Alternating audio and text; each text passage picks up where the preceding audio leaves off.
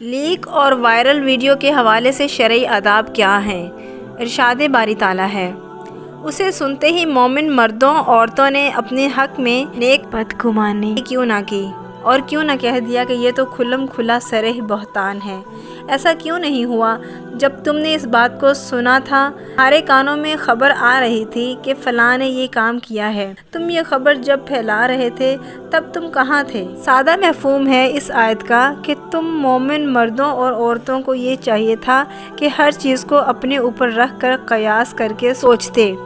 کہ اگر تمہارے ساتھ یہ ہو جائے، کیونکہ نجی زندگی ہر ایک کی ہے، ویڈیو تو ہر ایک کی ہوتی ہے، کسی کی موبائل کے کیمرے سے بن جاتی ہے اور کسی کی ویڈیو کرامن کاتبین بنا لیتے ہیں۔ کندھوں کے فرشتوں کو کرامن کاتبین کہا جاتا ہے، اور یہ فرشتے جو ہر انسان کے کاندھوں پر بیٹھتے ہیں، یہ بھی ایک صحیفہ لکھ رہے ہیں جو کہ روز محشر ہمارے سامنے رکھا جائے گا، اور جب نامہ اعمال کھول دیے جائیں گے، ہمارا نامہ اعمال ہمارے سامنے آئے گا، پھر اللہ سبحانہ وتعالیٰ قرآن پاک میں ایک اور جگہ ارشاد فرماتا ہے، اور کتاب رکھی جائے گی، پس تو مجرموں کو دیکھے گا کہ اس سے ڈرنے والے ہوں گے جو اس میں ہوگا، اور کہیں گے ہائے ہماری بربادی، اس کتاب کو کیا ہے، نہ کوئی چھوٹی بات چھوڑتی ہے نہ بڑی، مگر اس نے اسے ضبط کر رکھا ہے، اور انہوں نے جو کچھ کیا اسے موجود پائیں گے، اور تیرا رب کسی پر ظلم نہیں کرتا۔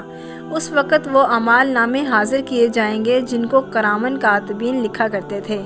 ان کو دیکھ کر دل اڑنے لگیں گے، ان کے وقوع سے غم اور مشقتیں بڑھ جائیں گی، جن کو دیکھ کر ٹھوس اور سخت چٹانیں بھی پگھل جائیں گی اور مجرم ڈریں گے، اور جب وہ دیکھیں گے کہ ان کے اعمال ناموں میں ان کے اعمال لکھے ہوئے ہیں اور ان کے تمام اقوال و افعال ان اعمال ناموں میں محفوظ ہیں،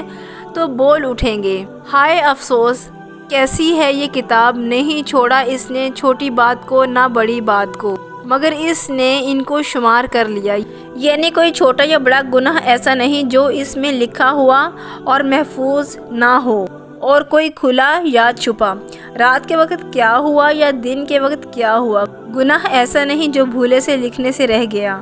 بعض اوقات انسان موبائل کھولتا ہے، سوشل میڈیا پر جاتا ہے، کوئی اچھی معلومات کے لیے، کسی اچھی چیز کو دیکھنے کے لیے، کسی سے رابطہ کے لیے، سوشل میڈیا کی چیزیں سامنے آ ہی جاتی ہیں تو ان چیزوں کو ترک کر کے نشر کرنے کی، پھیلانے کی ضرورت نہیں ہے۔ اگر ہم نے ایسا نہ کیا تو پھر سوچ لیں کہ اللہ تعالیٰ نے ہر انسان پر جو 2 فرشتے کرامن کاتبین مقرر کیے ہیں، ان کے پاس ایک صحیفہ ہمارا بھی ہے، ایک ویڈیو ہماری بھی ہے، وہ دنیا میں بھی لیک ہو سکتی ہے، نہیں تو آخرت میں تو یہ پردہ کھلنا ہی ہے۔ اس لیے اللہ سے ہمیں دعا یہ کرنی چاہیے، جو مسلمان کسی مسلمان کا دنیا میں پردہ رکھتا ہے، اس کی پردہ پوشی کرتا ہے، اس کے عیب کو چھپاتا ہے، تو اللہ تعالیٰ